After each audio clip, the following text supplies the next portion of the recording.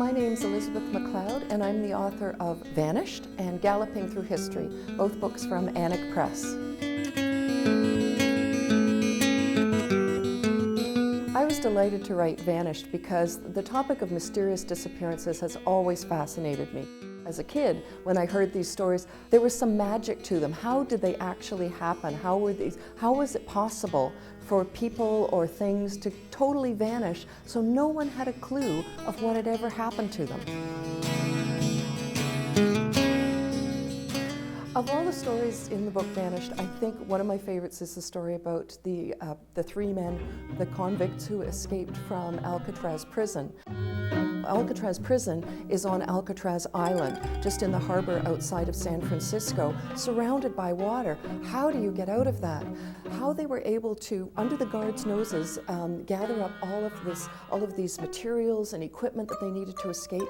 They even managed to make paper mache heads that they could put in the beds. The guards would just flash their flashlight into the cells. They'd see a head there. So I think it's just incredible what they were able to accomplish and how they actually made it out of that place. I think combining history with mystery to interest kids in history is a great way to go, because everybody loves a mystery. For instance, in my book Bones Never Lie, I looked at mysteries that involved royalty throughout history. I also wrote a book called Secrets Underground, and that one looks at mysterious caves and tunnels and other subterranean places that have had a big effect on the history that we have. Another book that I wrote is called Galloping Through History, Amazing True Horse Stories.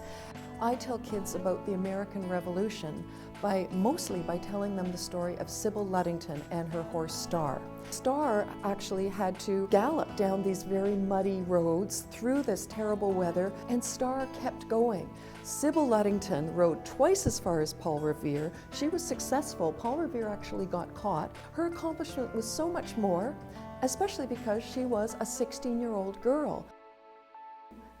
Writing books and presenting them to audiences involves a lot of different steps, and I think my favorite step in the process is doing the research. It's so wonderful when you find those little tidbits of information that you know will amaze kids and will really fascinate them.